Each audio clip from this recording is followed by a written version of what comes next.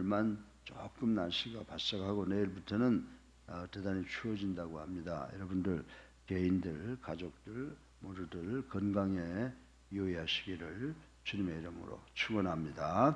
오늘 마가복음 11장 27절부터 33절까지 보면 아주 예수님께서 일생을 통해서 처음으로 공공연하게 화를 터뜨리는 모습이 기록되어 있습니다. 그리고 예수님의 대적들이 예수님을 체포하기 위해서 던진 그물이 쳐져 있다라고 하는 것을 볼 수 있는 대목이라고 말씀을 드릴 수가 있습니다.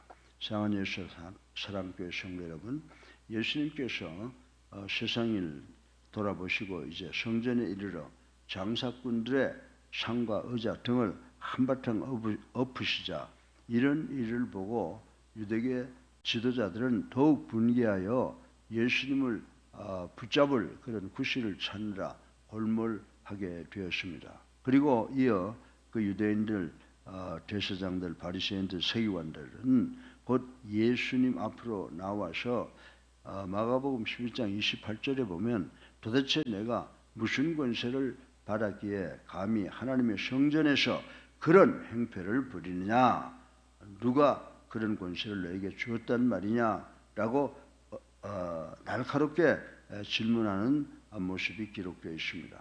물론 이때 예수님께서는 세례 요한은 누구로부터 권세를 받아 그처럼 하늘과 땅을 진동시켰느냐라고 하는 반대 질문으로 그 유대 지도자들과 바리새인들, 서기관들의 입을 당장 막아 버린 것을 우리는 본문을 통해서 알 수가 있습니다.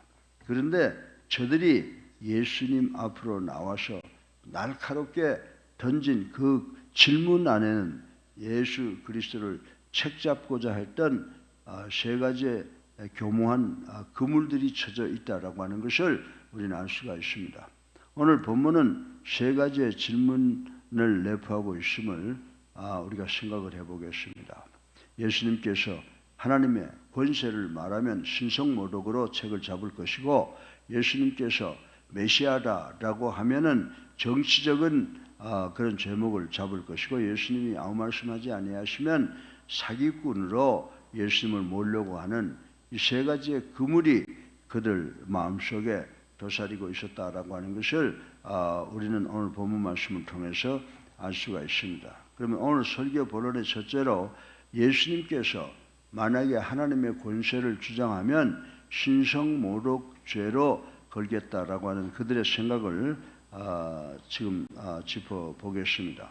요한복음 10장 18절에 보면 예수님께서는 하나님의 권세를 모두 위임받으신 분인 것을 우리는 잘 알고 있습니다.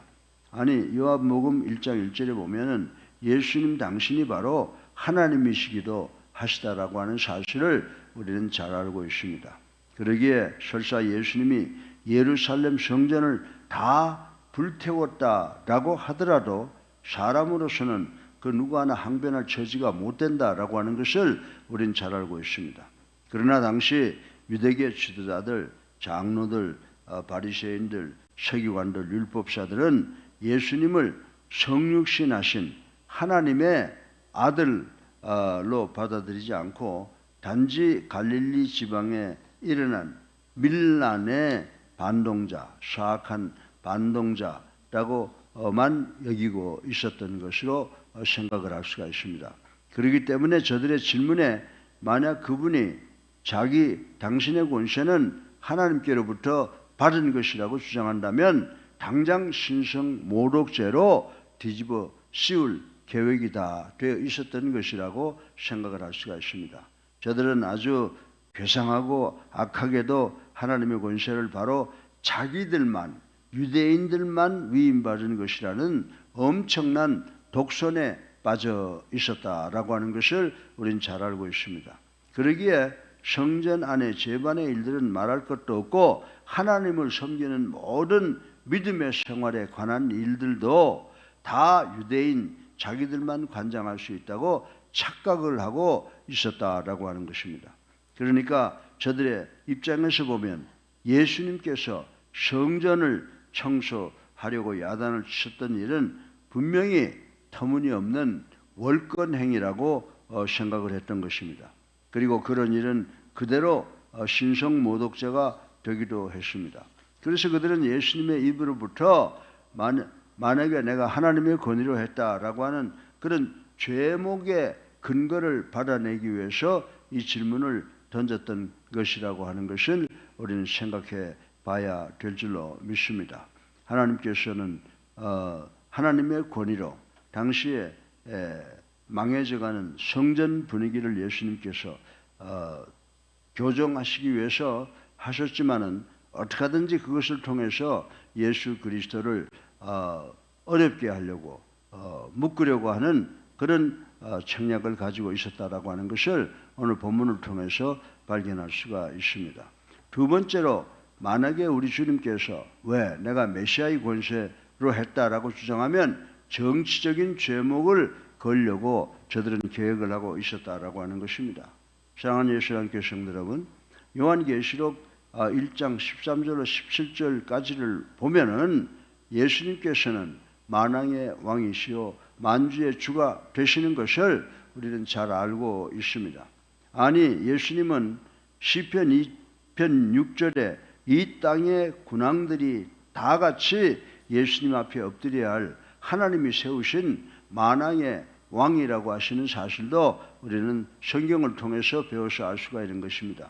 무엇보다도 예수님께서는 이스라엘 백성 전체가 그동안에 그렇게 대망해왔던 메시아 자신이었다고 하는 사실을 우린 잘 알고 있습니다. 그러기에 설사 예수님이 1100번 당신을 메시아라고 주장했다고 하더라도 인간으로서는 누구나 항변할 처지가 되지 못한다라고 하는 것입니다. 그런데 아이러니하게도 예수님을 시기하여 잡아 죽이고자 했던 유대교 지도자들이 날카로운 질문을 던져놓고 나서 그분의 입에서 나는 메시아의 권세를 했다 어쩔래? 라고 하는 한마디가 튀어나오기를 확수고래하고 있었다는 것을 우리는 알 수 있습니다. 왜냐하면 그런 말만 터져 나오면 예수님을 당장 정치적 죄목으로 걸 수가 있었기 때문입니다. 바꿔서 말하면 로마 황제에 대한 반란죄로 책을 잡을 수 있었기 때문이라고 생각할 수가 있습니다. 알고 보면 유대인들 자신이 그때까지 고대해왔던 메시아란 바로 정치적 해방자로서의 메시아였다라고 하는 것을 우리는 오늘 이 말씀을 통해서 알 수가 있는 것입니다. 유대인들은 어서 메시아가 도래하여 로마 제국의 압제로부터 자기들을 구원해 주기를 간절히 기다리고 있었던 것을 우린 잘 알고 있습니다. 그럼에도 불구하고 유대인들은 예수님의 입에서 당신이 메시아라는 말이 튀어나오기를 고대하면서 그것으로 로마 제국에 대한 반란자라고 몰아붙이려고 계획을 하고 있었다라고 하는 것입니다. 이런 아이러니가 생겨난 것은 저들이 예수님을 애초부터 터무니없이 불신하고 있었다라고 하는 것을 알 수가 있습니다. 사랑하는 예수님께 성도 여러분, 실로 예수님께 대해 무지한 자는 바로 예수님을 대적할 자라고 하는 것을 우리는 아시고 예수님께 순종하는 순종자들이 되시기를 주님의 이름으로 축원합니다. 셋째로 마지막으로 아무런 대답을 못하면 야 사기꾼아 라고 사기꾼의 제목을 걸려고 저들은 계획을 하고 있습니다. 다시 한번 본문 28절로 돌아가 본다면 내가 휘두른 권세는 도대체 누구로부터 받았느냐라고 지금 획책을 질문을 하고 있는 것입니다. 이처럼 칼날 같은 질문은 어떻게라도 대답하지 아니하면 안 되었고 그리고 어떻게 대답하더라도 마찬가지로 책이 잡히게 되어 있었다라고 하는 것입니다.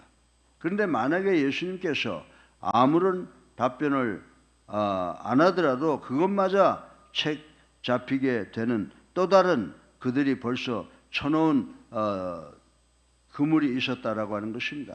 아무런 대답을 못하면 백성들을 기망하고 백성들을 속이는 사기꾼이 되는 일이 바로 그것이었다라고 하는 것을 우리는 알 수가 있습니다.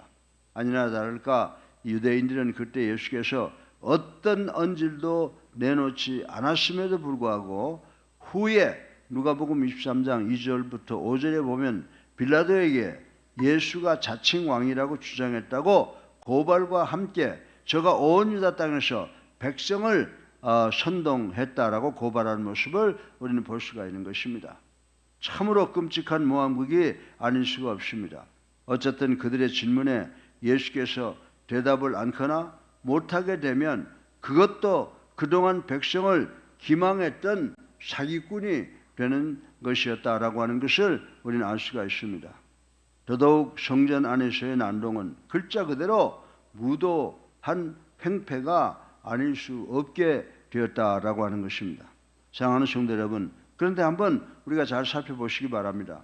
예수님께서 그때 저들의 그물에 걸릴 말씀은 한마디도 않고 오히려 세례 요한의 권세에 대한 일을 역질문하여 저들이 다시는 더 입을 벌리지 않도록 못하도록 만들어 버리신 사건을 우리는 생각을 해봐야 됩니다.